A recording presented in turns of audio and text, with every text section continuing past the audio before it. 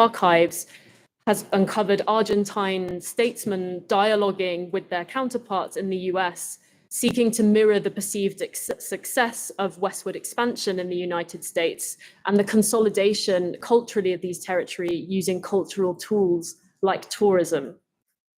Now, I'm sure that this will be nothing new to many of you who work on nation building, especially in the context of Brazil. But the role of tourism in many of these consolidation processes, as Claire Lindsay has emphasized in the role of Mexico, has often been overlooked. And I'm particularly interested in visits to places like mines, oil fields, slaughterhouses, and factories, and how they might be conceptualized in relation to dark tourism, a term many of you, I imagine, might be familiar with, on the account of tourist engagement with extractive processes, ecocidal violence, and often ongoing acts of indigenous dispossession.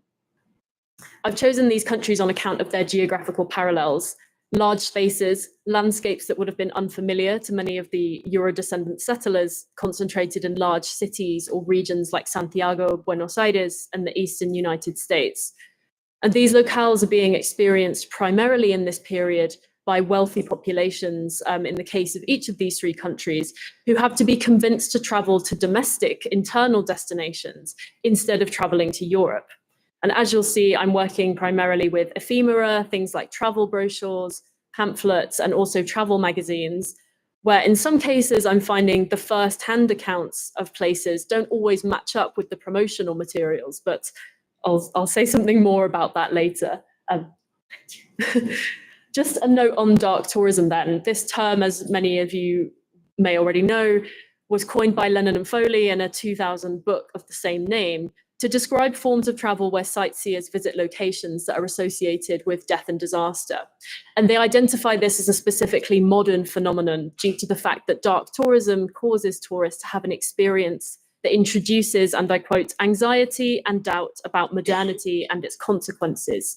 So key examples of this are visiting places like Ground Zero, the former Auschwitz concentration camp, and these two locations are also the ones that have received the most scholarship on this phenomenon. Dark tourism is a particularly useful frame, I think, for this project, as it identifies how the philosophical and ethical crises of modernity have further been commodified as something individuals actually pay, in many cases, to think about during their leisure time, which, especially for the context of industrial tourism, involves interacting with another form of work or labor during what is supposedly a leisure period, via what scholar of tourism Dean McCannell has termed the work display, where labor becomes transformed into an object of touristic curiosity.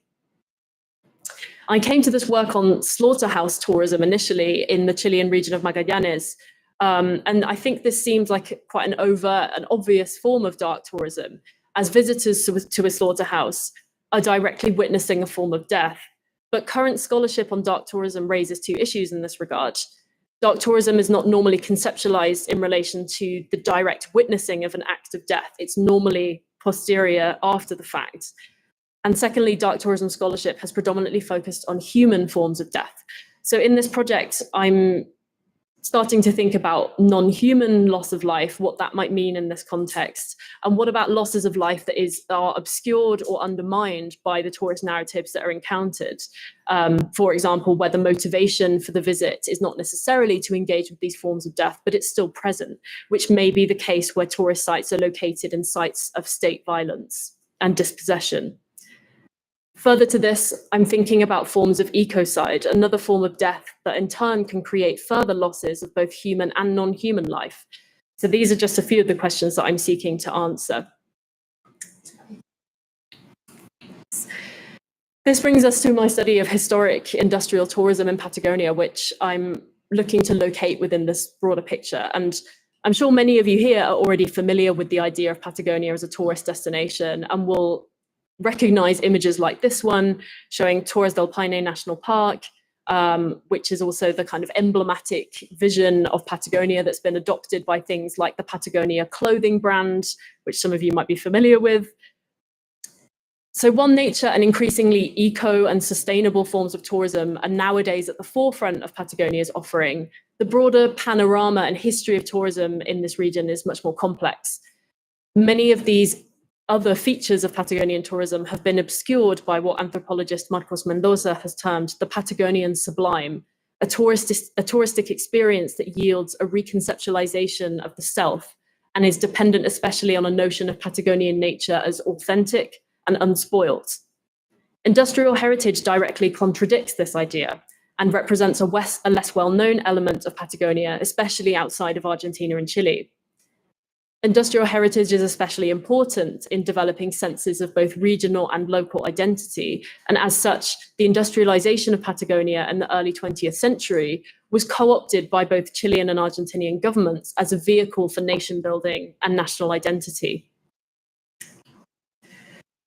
The panorama of tourism in Patagonia has changed really dramatically in the past century, and while air travel facilitates access in many cases nowadays, early domestic tourism in Patagonia mainly took the form of cruises, with tours departing both on smaller domestic scales within Argentina and within Chile.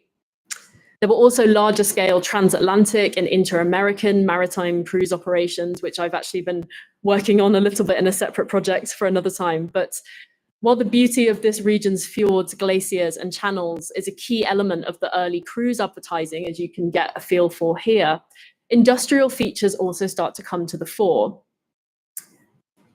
This, on the left-hand side, you can see an itinerary from a 1929 cruise departing to Tierra del Fuego from Buenos Aires. And this itinerary really focuses on the unsurpassable natural beauty of the region. But although you probably can't make it out here because it's too small, this advertisement on your right-hand side from a newspaper called La Razón is also for a cruise to Patagonia, which follows roughly the same itinerary and includes a special excursion to Comodoro Rivadavia on the Atlantic coast to allow passengers to visit the oil extraction facilities run by the state-owned Yacimientos Petrolíferos Fiscales, or YPF. The advert I've just shown you then speaks to this burgeoning interest in witnessing oil production, the oil production that was to power both Patagonia and Argentina's industrial future, which is the subject of my first case study. The aestheticization of oil extraction becomes key to the development of Comodoro as a worthy tourist destination. And photographic series such as this one, captured by the Austro-Argentine photographer Federico Colman, were a key part of creating a destination image. Here you can see a stream that was created by the blowout of oil well number 128 in 1921, one of the most productive in the history of Comodoro, where oil had first been discovered in 1907. The monochrome image you see here distorts our view somewhat. If it were not for the caption, we might not know that this is actually a stream of petroleum and not water, which is seeping into the banks and coating the vegetation. Coleman's image almost positions the oil flow as natural, a part of the landscape of the region to be observed, captured, and admired, reflecting the high esteem in which the black gold was held.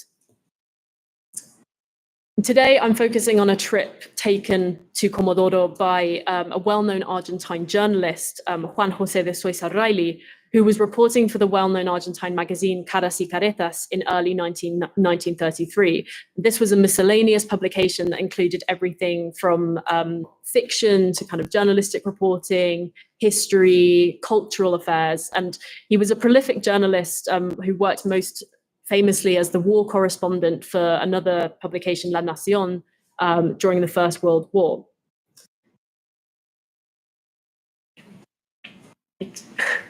So particularly significant in this regard is the role that journalists writing in magazines like Caras y Caretas played in the construction of national identity, with many, including Soysarraily, calling for the need to Argentinize Patagonia, which had been annexed and colonized in the late 19th century following the movement of the border southwards that was achieved via military action and acts of genocide, as you can see represented in these two maps, one from 1856, the other from 1914.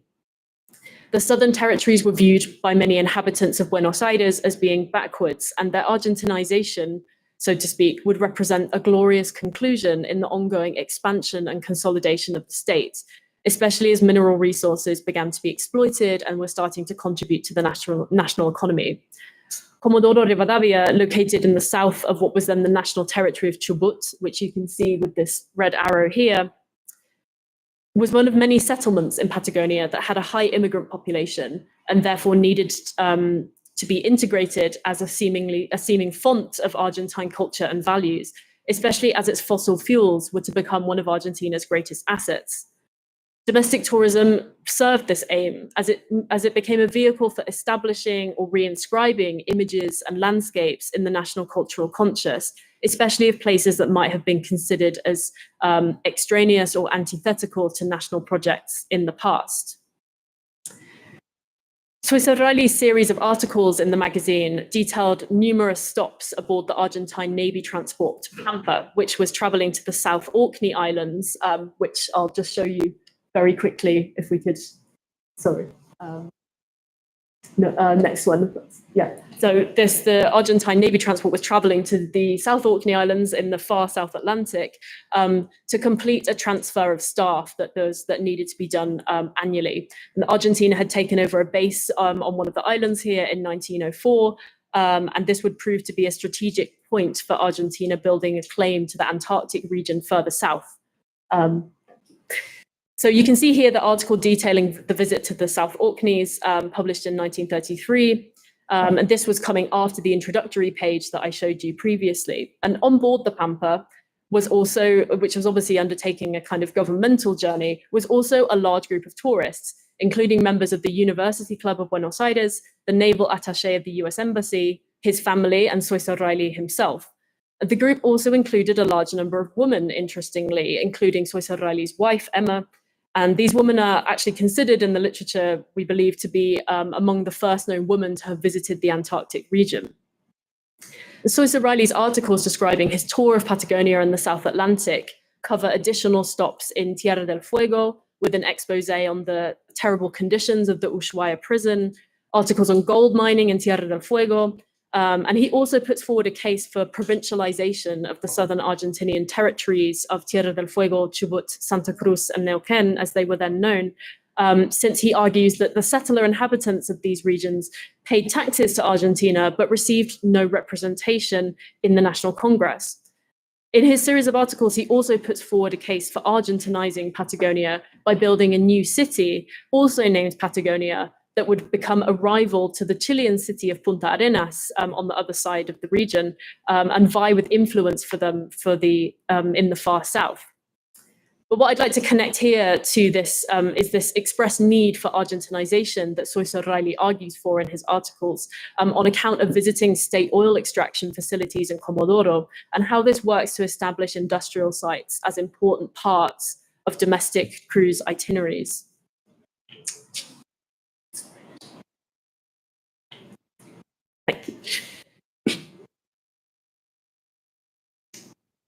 Soysarrali's attention to petroleum extraction in this series of articles is a significant choice, especially given the key role that fossil fuels have played in, and I quote, shaping the experience and reality of the modern, as described by Imre Zeman. Petrol was first discovered near Comodoro in 1907, and Soysarrali recounts the heroic tale of how the small colony here, drilling in desperate search of fresh water, came across oil instead. This transformed the region, the nation, and even the politics of fossil fuel regulation. Argentina was the first country in Latin America to nationalize oil supplies in 1928 under the auspices of YPF, whose petrol stations many of you might have seen if you've been to Argentina. This was a notable Argentinization of the oil deposits, as Melina Piglia has emphasized, promoting the notion of a common destiny and industrial modernization that was increasingly on par with larger oil-producing nations such as the United States. In addition to Soysarrali's aim to amplify the voice of southern Patagonia, he starts to position Comodoro Rivadavia as a site of leisure where Argentine industry can be seen, experienced, and instill a sense of national pride. And this works to connect the inhabitants of Patagonia to these centralized routes of travel being developed out of Buenos Aires, as well as familiarizing readers of the magazine, most of whom were located further north and probably couldn't afford to undertake such journeys, with these southern regions, amplifying their understandings of what Argentina's understood to look like. Soysarrali's article focuses on giving a history of petroleum in Comodoro, how it facilitated the boom of the town and the ongoing search for deposits in the area, especially offshore, as you can see depicted here. And while he's perhaps not a stereotypical tourist, he's traveling as part of his job, he's a journalist. When considered alongside his calls for improved political representation and infrastructure in the South, we can read his document as something that connects the largely Buenos Aires-centric audience with this new kind of petroculture, allowing forms of vicarious travel via the images and dramatic description of what he calls a magnificent empire of riches that he's witnessing. It has, in his own words, an insatiable petroleum richness, offering boundless contributions to the national economy and making this a sight that all Argentines should be familiar with. The article reads something like a fairy tale. The oil which appears instead of the long-sought fresh water is described as an enchanted princess. Although the settlers don't find water to aid their survival, the oil wealth provides funding for piping to bring water from 38 kilometers away. He even ends the piece by suggesting that this is a site where all school children in the country should be brought in order to show them that this is how the wars of the future will be won, an exercise to instill in national pride and clearly communicating the perceived value of the fossil fuel wealth to young citizens.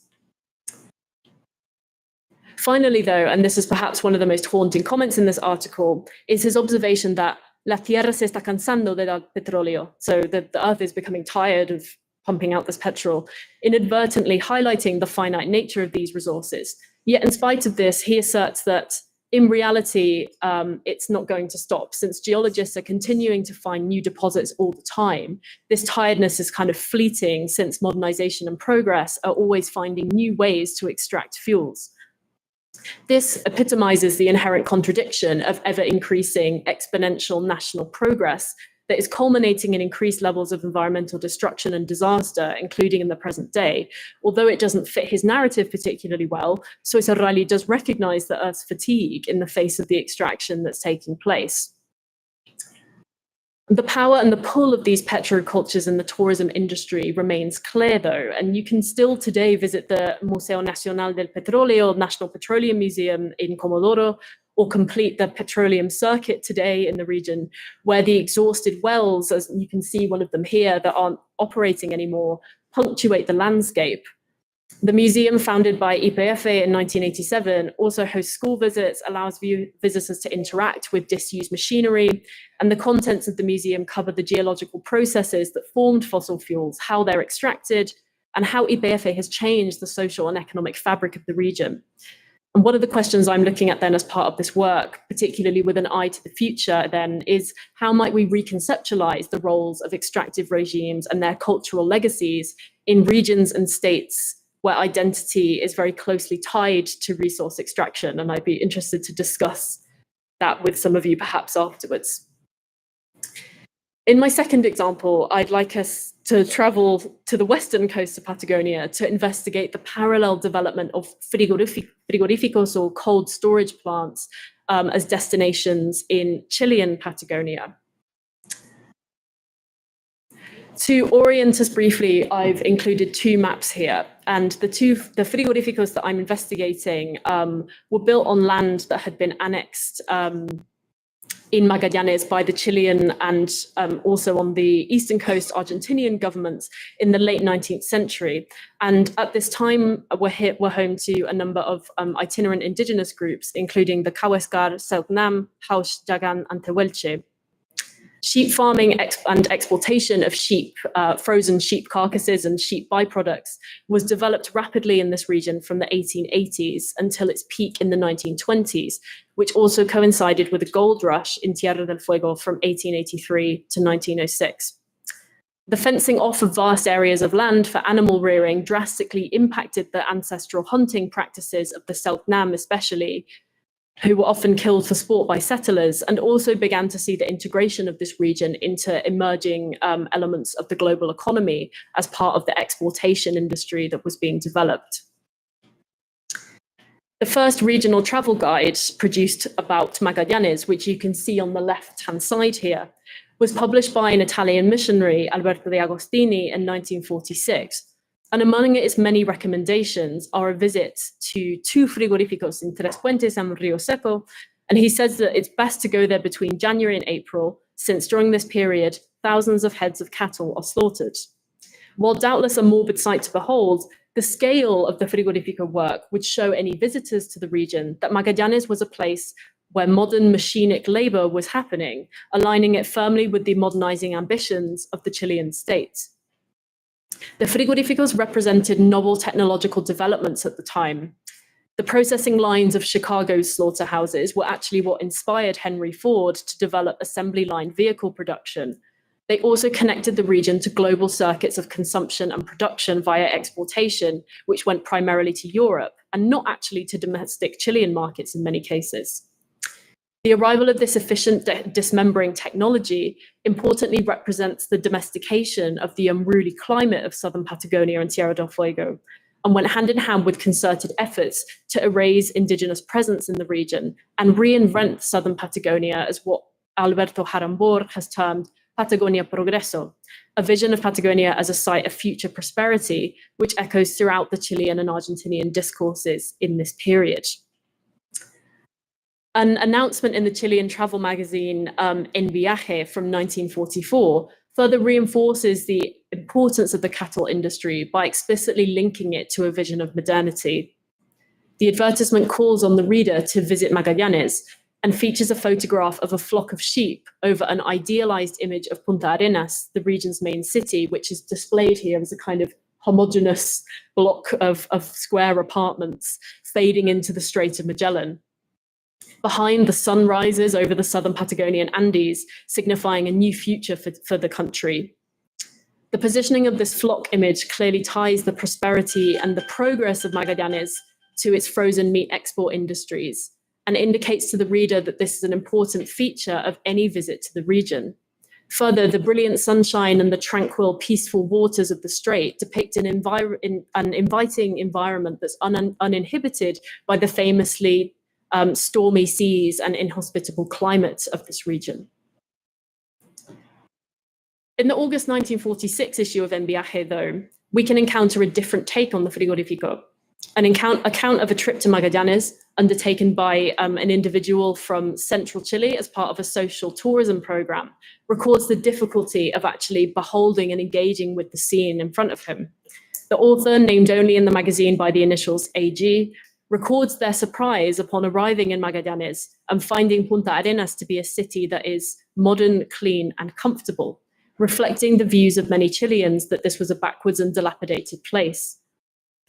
In a section titled The Frigorifico, a Frozen Hell, he remarks that the rows of frozen sheep seen in the frigorifico chamber, dismembered and uniform, reflect humans' loss of sentimentality, and that, and I quote, "we pay for our cruelties via our own suffering." He also describes the unbearable smell that he encounters, which undermines this perception of a kind of sterile, homogeneous, machinic process, showing that the sensory element still can't be eliminated from this streamlined form of killing. Although the Patagonian frigorificos were by no means a mass tourism destination, they were not visited by huge numbers of people. They continue to form a key part of this region's offering today. And I'd like to start to conclude this talk by looking briefly at two different ways this destination has been reimagined. This image that you can see on the slide here is of the Singular, a hotel that's located in a former frigorifico in Puerto Borges in Magallanes region. The Singular is the project of the Swiss descendant Sally family of hoteliers who arrived in Chile in 1913 and initially ran the opulent Hotel Cridon in Santiago. Located in the former Borges plant, which closed in 1964, the plant was declared a Chilean national monument in 1994. At the Singular Patagonia, which opened in 2011, guests now pay upwards of $295 a night to stay in the complex, which once housed thousands of frozen sheep carcasses.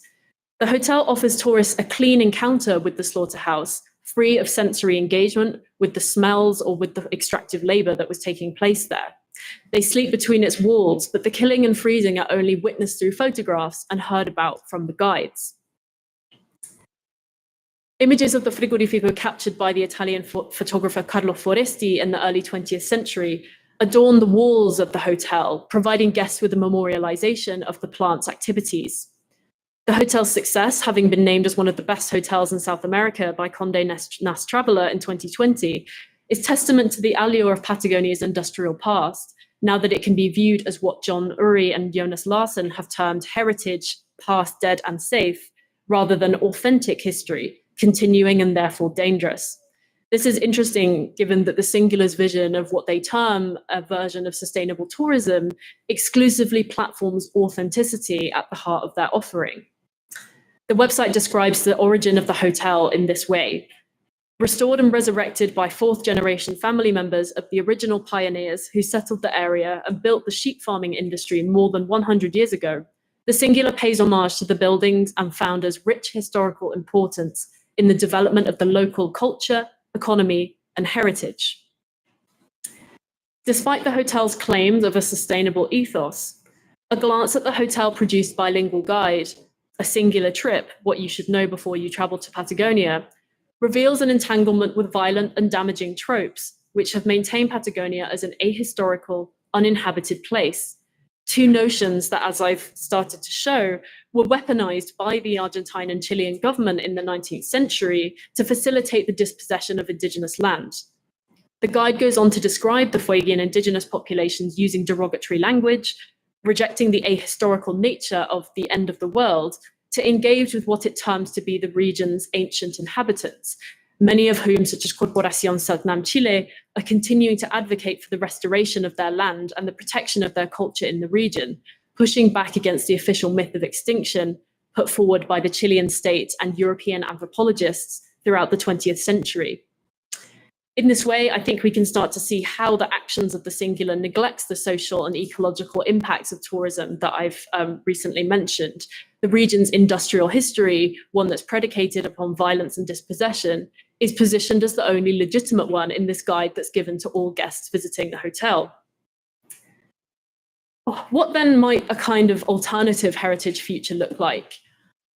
I was talking with a colleague of mine recently about how, in underscoring processes of violence and dispossession in historical and contemporary contexts, we can often find ourselves and our work digging in what's already, in many cases, a very painful wound. And I wanted, therefore, to end by drawing attention to a heritage project, which I think goes some way to imagining an alternative form of engagement with industrial heritage in the region. Although I'd hesitate to use the term kind of touristic to define this initiative in quite the same way.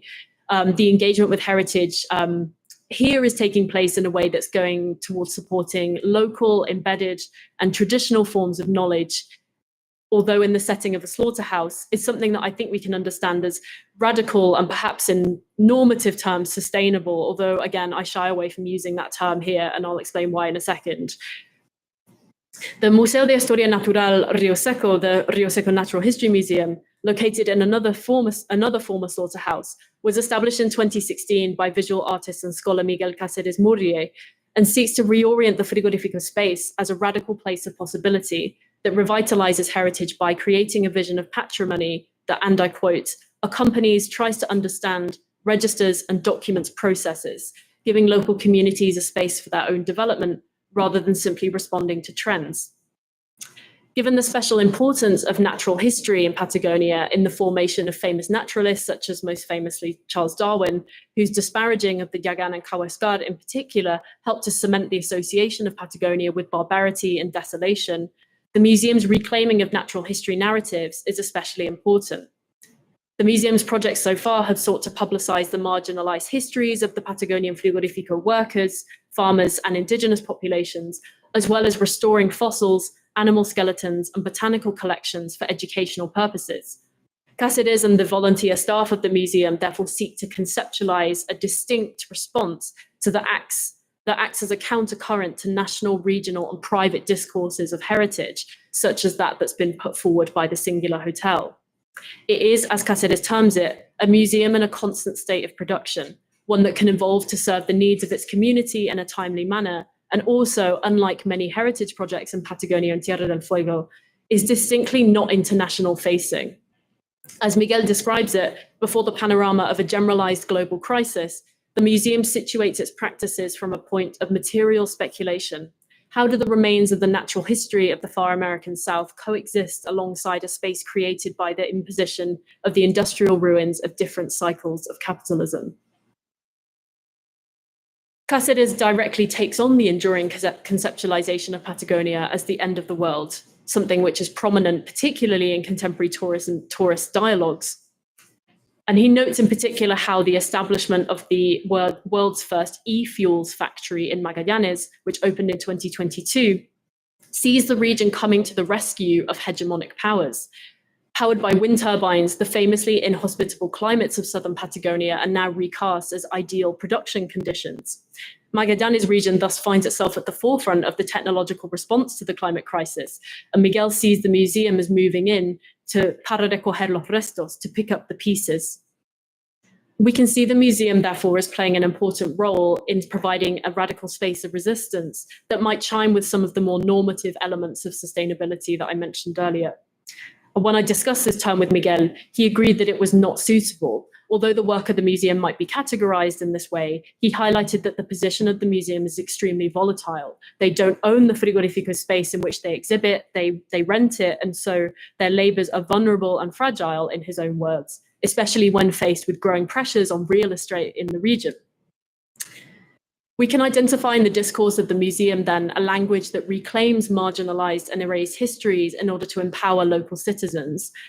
Much of the museum's work with local schools, for example, has focused on naturalist workshops where students learn to taxonomize and classify local flora and fauna, facilitating new forms of engagement with their surroundings that push beyond the paradigm of a useless or even non-existent Patagonian nature outside of the aesthetic value of images like the national parks. Thus, this reclaimed industrial heritage in this space allows for holistic understandings of nature and culture to flourish in meaningful ways that give a voice to local heritage against an increasingly massified backdrop of international ecotourism. In many ways, then, to quote Anna Tsing, the museum is a form of mushroom at the end of the world, a move to life despite capitalist forms of production. And while I think some of what I've been working through so far has posed more questions than answers, I hope that this presentation's been able to shed some light on the interconnectedness of the histories, particularly of state violence and forms of dispossession, with grand claims to progress and particularly increasingly of sustainable development, and also expressed my reverence and really deep respect for the work that Miguel and his volunteer team and colleagues across Magallanes are doing in spite of many of these obstacles.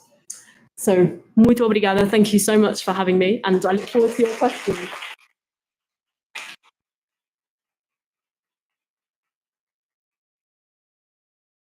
Ok. Obrigado, Elizabeth. Thank you. Vamos para as perguntas, questões, dúvidas. Fernanda vai ajudar na tradução. Obrigado, Fernanda, pela gentileza. Pode falar. Pode falar.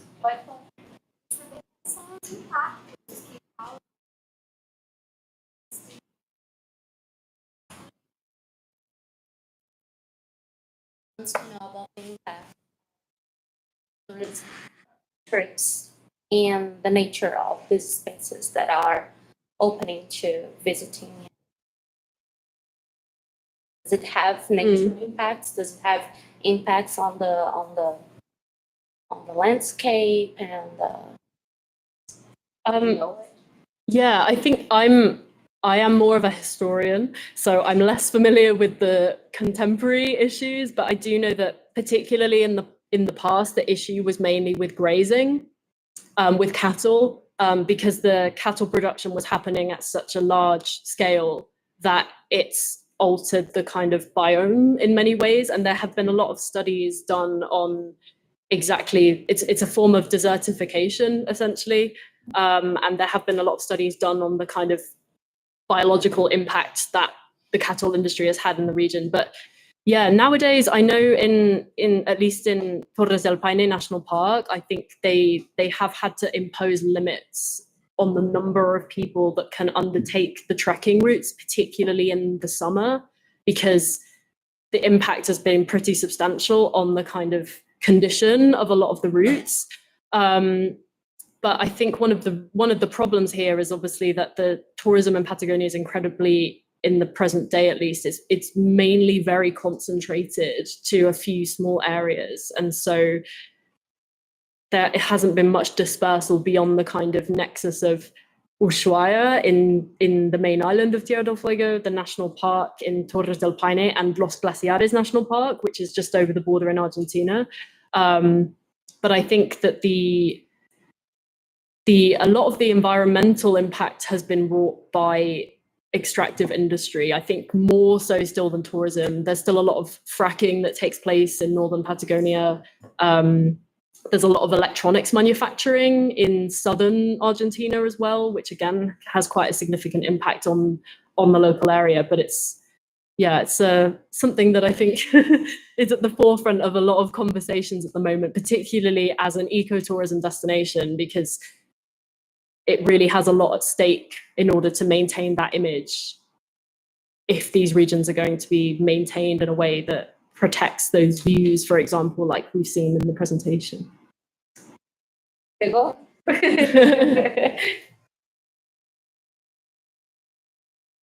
Congratulations for the presentation. It's quite interesting. And I would like to know if they are listed.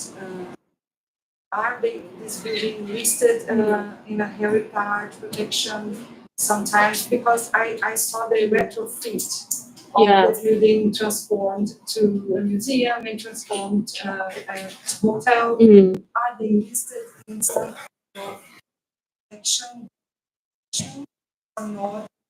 You have this information, please? Yeah, I think I don't have a particularly extensive knowledge, but from what I know, a lot of the hotel building was listed quite a while ago.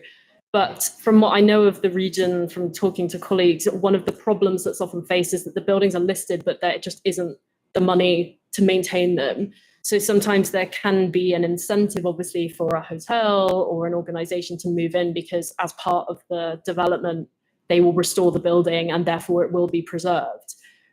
Perhaps not in the way that the sort of patrimonio might like it to be, but that's a key tension. And I think there's also been a problem, thinking of some of the work I know that's been done, particularly by regional historians of Magallanes, that this was not necessarily a history that was valued particularly at kind of national level. And it's been really local historiography that has been seeking to, for example, document the history of Patagonian workers who were often extremely marginalized and were responsible for a number of very significant like revolutionary and revolting movements in the early 20th century that were kind of looked to by workers across the world as an example of rebellion. And but that history hasn't necessarily been at the forefront, I think, of a lot of national agendas, and therefore there's been a bit of a disconnect between what is often valued in communities as a local story and perhaps the resources that might be required to support that. But they relate with this architecture, or is it a form of architecture from abroad, reproduced there, or is a vernacular quality those architectures? What do you think? From what I know, I think it's mainly like an imported architecture. It's not kind of specific to that region. But there's almost a very specific, important form of heritage in that way, because when the last time I went to Punta Arenas, that kind of importation history is a really key part of the story. And you can actually go and encounter particularly British machinery from the late 18th and early 20th century that maybe isn't even preserved or exists in the UK. So there's almost a kind of very important window into that era of industrial production that's been preserved in southern Chile especially, that doesn't necessarily always have a parallel in the UK, because they're bringing together kind of machinery and also practices from predominantly from the UK, but also from the US in terms of the processes and mechanization. But there's also an influence from, and there's been some really interesting work done on this, there's also an influence from New Zealand and sheep production in New Zealand, And so there's a whole, I'm not a historian of the British Empire, unfortunately, but there is a whole kind of British Empire story that connects to what's going on in this region at the time that is almost its own form of sort of, in some ways, intangible heritage that's very specific to that region. But yeah, thank you. Thank you for your presentation.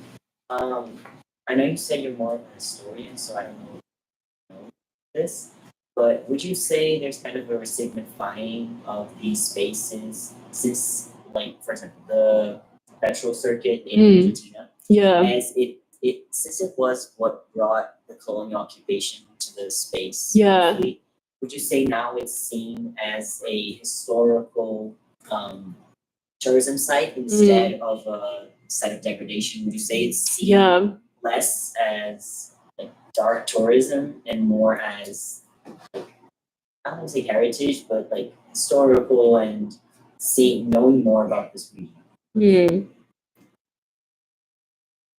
I don't think people view it as dark tourism at all, and that's actually where what I'm trying to grapple with a bit in this project, because I think there is an element of that in these processes, because people are coming into contact with processes particularly that are violent, I would argue.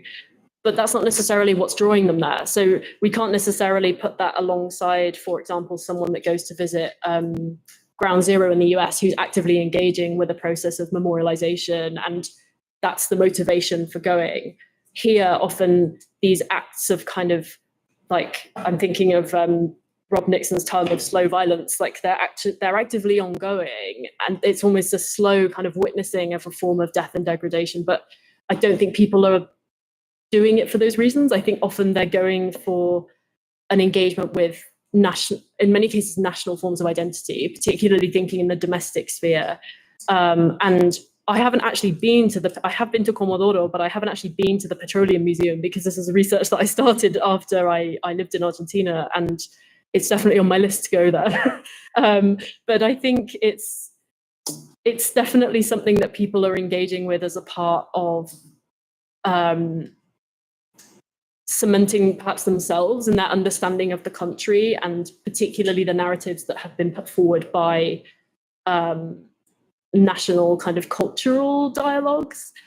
But it has a lot of, what's interesting, I think, about it is that it's not actually unique necessarily. And I'm sure there are probably parallels and examples in Brazil that probably chime a lot with what I'm talking about here. But I'm familiar with an example from Colombia that a colleague told me about that's very similar, where there's a kind of petrol museum. And so I think a lot of these spaces aren't necessarily being critically reconceptualized yet. I think because it's almost like that quotation I mentioned before, it's almost still too dangerous. It's still ongoing. You know, Comodoro is still a petrol city in Argentina. It's still the kind of bedrock of the economy and the society there. It was built around that. It's still where YPF's activities are taking place, and therefore it's existential to confront that reality. And I don't know, it's something on my kind of list to do, to go there hopefully and understand a bit more about how that's being grappled with, particularly in this present moment. Because from what I can see from the museum and what they've published online, what kind of discourses they have, it's very much about telling the story of that history. And then that's kind of where it stops. So my question is, you know, what happens now? Like, what happens in these areas where there are moves to things like decarbonization? Like, how is identity going to be renegotiated? Because what we're seeing in the example from Magallanes I talked about, where e-fuels are now being manufactured, the terrible climate of Patagonia is now the ideal climate for wind turbines. You know, we see these kind of historic narratives of what these spaces are being grasped onto again, and actually used in ways that I think, and would argue, continue to marginalize populations, especially that were victims of those regimes in the first place. So it's kind of a full circle moment in many ways. But yeah, thank you for your question. It's really interesting.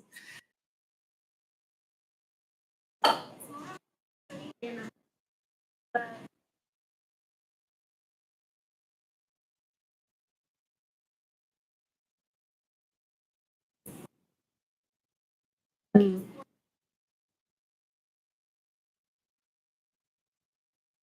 Mm.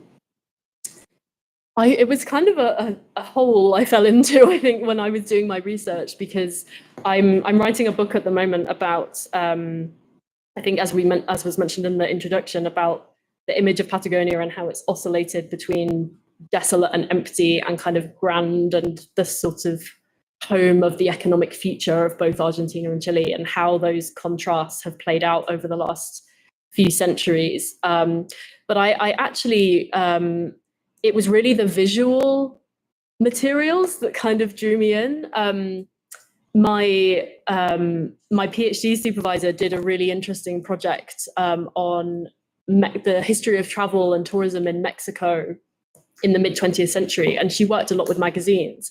And I'd never really thought about magazines as an archive, as a source that could, be useful for me as a kind of cultural historian, I suppose. And I then came across En Viaje, this Chilean magazine that I've mentioned and showed some images from in the presentation. And I just found it absolutely fascinating. And it's so useful because it's actually a magazine that was produced by the Chilean State Railway Company. So it's a really good example of exactly kind of what ideas and narratives were being put forward by the state, because it's their production. And unfortunately, there's not a sort of parallel publication in Argentina, which is a shame. It would have been really helpful. But I think some of these sources, and like you've probably seen throughout this, I've included quite a lot of things like postcards and photographs, and many of these archives aren't necessarily when I even talk about archives, many of you probably think of like manuscripts of like written documents, and it was really wanting to tell a story, I think, through the visual representation that made me want to come to do that research. And I think there's a lot of, often it's quite an underappreciated resource, like even more contemporary ephemera, even things, I'm not saying keep every leaflet that you come across, but even more contemporary documentation from the kind of last 30, 40 years, I think I would imagine for you as students of tourism can be so interesting in terms of seeing how the stories of places have been told in different ways and how they've changed in response to different events or different stimuli and different concerns of the people that are visiting there, even though they might not seem sort of inherently political, I think, particularly in this earlier period, but in many ways they often are. And there can be a lot that you can pull out of what can seemingly look like quite simple documentation. But yeah, that was the pathway, I suppose, to doing this kind of research. But as a historian, I'm less familiar with the contemporary. And so a lot of what this work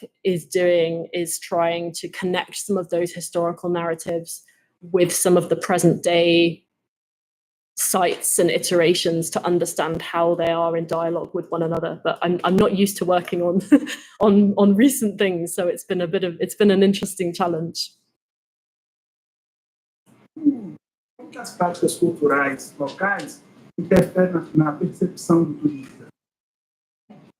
How does local practices interfere in the visiting of the tourists in the places that tourists decide on?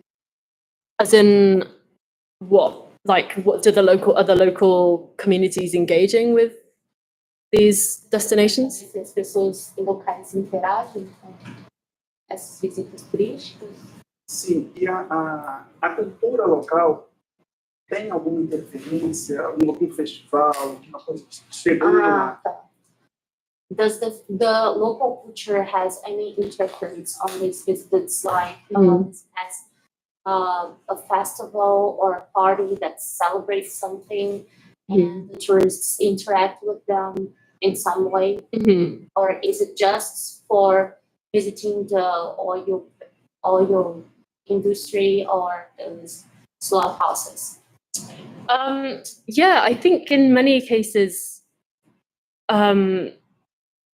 I guess I'm juxtaposing some examples that are complicated in some ways, because the singular I wanted to mention as an example because I think it's interesting how it draws on those histories. But they're really a sort of outward looking. They're trying to attract foreign visitors. They're not so much attracting visitors from Chile. But I think domestic visitors in particular would often be engaging, and including historically, would particularly be engaging with the kind of local histories. But the ways in which these locations marketed themselves was, at least in the period I'm most familiar with in the kind of early 20th century, was as cosmopolitan kind of hubs that were Europeanized. So the local history was very much, even including the history of like the Patagonian workers, was not necessarily at the forefront of what people were encountering. It was more about trying to sort of express to, and I'm talking particularly about Punta Arenas in Chile here, it was more in the articles and things like that from the magazine about presenting an idea of a Europeanized city that was completely kind of modernized and cosmopolitan. And therefore the regional culture was there as a kind of, I guess as almost as a kind of triviality to be kind of seen and engaged with from a sort of safe distance. But there's a really interesting contrast between what happens in kind of central southern Chile and the far south, because in the first half of the 20th century, the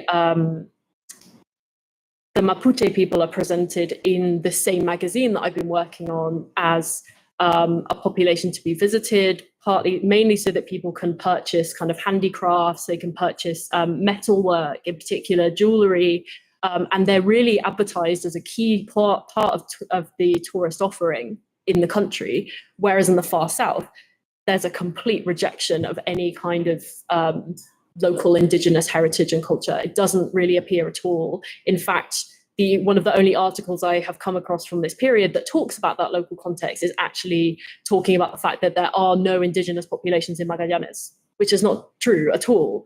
But it's a key part of that kind of image creation that the Chilean State Railway magazine is embarking upon to try and put forward a destination that people, in their view, would want to visit, perhaps instead of going to Europe. Because what we're talking about here is obviously, and I didn't have the kind of space to go into this in the presentation, but we're talking about a journey that in the 1930s would have been really, really arduous and difficult.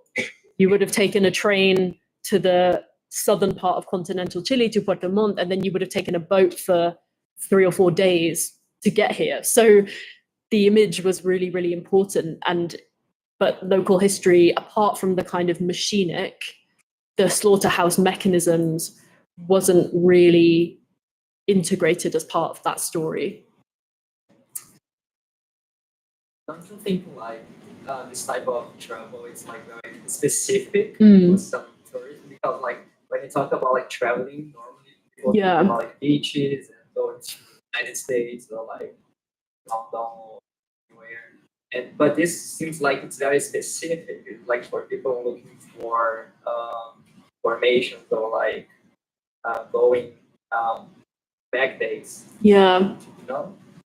Yeah, I think it is. I think in the present day, it would often be something that's happening more as part of like a broader itinerary. Like, I don't think anyone's going, I specifically just want to go to the Museo del Petróleo and that's it. It's more, it's being inserted into broader itineraries, broader trips. In the kind of early period that I'm interested in, yeah, you've hit the nail on the head. It would not have been loads and loads of people. It would have probably been very few people that actually had, firstly, the money to do something like this, but also the time, because it would have been a very long trip, just the going backwards and forwards from somewhere like Santiago, for example. You're easily talking probably a week in both directions. So it's definitely a kind of elite practice that we're engaging with. But that's where I think the magazines are particularly interesting, because they serve as a form of vicarious travel. They're telling the stories of these visits and these locations to a much broader reading public. And there's been some really interesting scholarship done on the history of magazines, particularly in Chile, that talks about the fact that the visual archive of these documents was really significant and was really valued in their production, because they understood that perhaps like even members of the population that were illiterate would still be able to engage with what they were seeing in there if the images were well produced and really like good quality. So although yes, in reality, we're talking about probably a small number of people, I think the kind of the broader geographical ideas that it's trying to propagate are quite significant, and obviously are a precursor to tourism that now, like I think I had the statistic in my notes somewhere, but more than 300,000 people went to Torres del Paine National Park in 2019.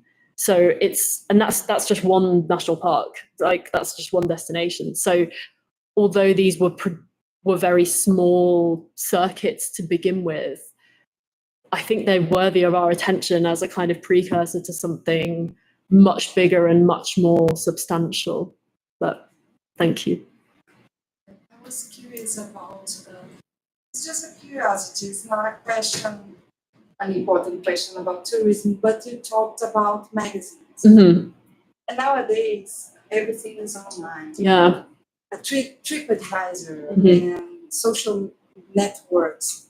And how do you think this, how do you see this change in your job, in your research, from these very physical Yeah. sources that had curation, much more curation? Of course, we know that the discourse, there is a narrative, but nowadays it's very tricky and very fast and very informal way to put content online, even from institutions like museums. So how do you see this change from the source to the material, from the material to the online? And how do you plan to deal with this situation when you are going to look for the contemporary problems and imaginary? Please. Yeah, that's a very good question. I think, so interestingly, even the historical stuff I've been working with, I've actually only looked at them digitally. I haven't actually been able to go back. I haven't been able to go to Chile yet and actually look at them in person. And that's a really key part of understanding what they're doing, because the material aspect of them is really significant. And I'm looking forward to eventually going and be able to see, even small things like the quality of the images, which don't quite resonate in the same way when you're looking at the digitized version. But in terms of contemporary practices, I think it makes our job a lot harder, I think, in many ways, because for this period that I'm interested in, for example, there's such a clear archive. It's, this was the Chilean, in this example, the Chilean state's travel magazine, essentially. So it gives you a very comprehensive idea of what they were trying to do. And I think nowadays, obviously, that's much more splintered, and you can have competing narratives or contrasting narratives of the same place, because beyond what an individual organization wants to portray and wants to show to people, there's a whole world on the kind of flip side of that. There's TripAdvisor, there's review sites, there's there's a whole counter narrative to whatever a museum or a hotel or whatever it is wants to display. And so yeah, I don't know if I found a good answer to that question quite yet, but I think it makes our job more challenging. But I'm interested in the fact that when I was doing the kind of earlier stage of this work, I did find in Viaje, like in this magazine, kind of views or like experiences and accounts that are being recounted by travelers, like the one I mentioned, that don't actually line up with the image that's being presented. So I do wonder if perhaps that's not so new, actually. In some ways, there's probably an element of history repeating itself in some context. But yeah, I think the way in which and this is why I'm not yet a contemporary scholar, like even the way you go about finding sources is totally different in this context, which is something I need to need to practice a little bit more. It's Yeah. hard because sometimes, as you said, it's different. Yeah. Reliable sources. So what do you do? Yeah. Yeah. And sources disappearing, which is another another problem. But yeah.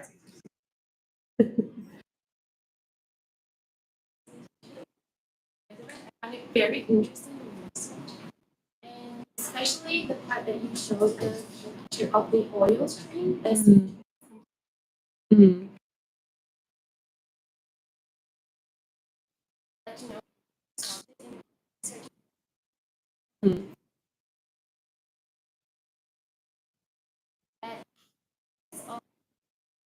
in industrial heritage Mm. involves process of naturalizing Yeah. the sites. The way that these sites are depicted in the touristic advertisement, if it is something more close to nature than to actually industry, even when it was still going on, if we can think of something as the renewal of the untouchable nature, maybe to sell these places. Like that's something that they is naturalizing. Besides having an inclusion of in industry in nature, if you see that. Yeah, I absolutely. And I think this the hotel, the singular hotel, is a really good example of that, because it would completely go against the sort of ecotourism story to foreground like contemporary industry, I think. And obviously, although that's in a place where that particular work is no longer happening, they're not operating slaughterhouses. They've been closed for 70, 80 years at this point, most of them. The way that it presents the story is very much almost as like an institution that's always been there, and that's a key element of the tourist offering, I think. And that's why I think the distinction between the kind of interior domestic stories that are being told in Argentina and Chile of progress, of modernity, of development, of industrialization are so fascinating, because they are completely contradictory to the image of Patagonia that's developed and has been developed for visitors from other countries.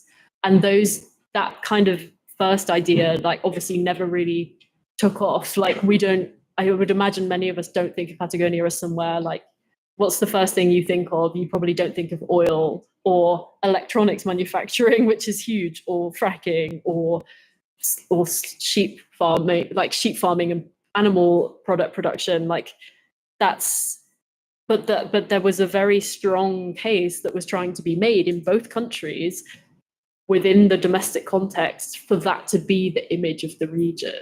So I think there are many reasons why that didn't succeed, and why the kind of nature vision has taken over. And that's something that obviously is too much for a short presentation, but that's something that has extensive historical roots right back into the kind of 16th century as a kind of region of desert, that's desertous and empty.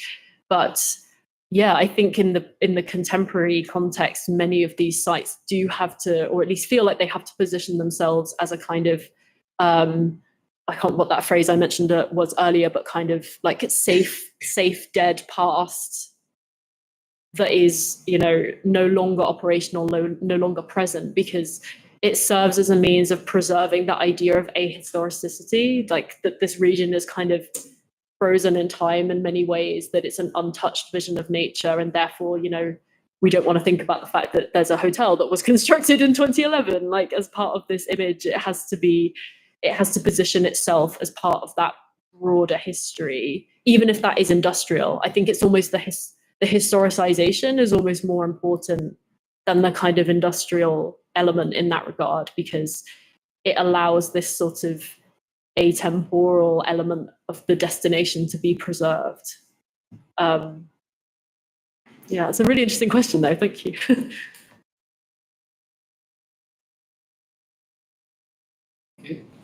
Então, quero agradecer a professora a DRI, né, professora Bárbara, pela parceria, em trazer a professora Elizabeth, né, aqui no curso de turismo, aqui no GC, agradecer pela palestra, que é muito rica, muito interessante, né, contextualiza uma área, a história, né, da Patagônia, agradecer o público, né, então é isso, muito obrigado a todos.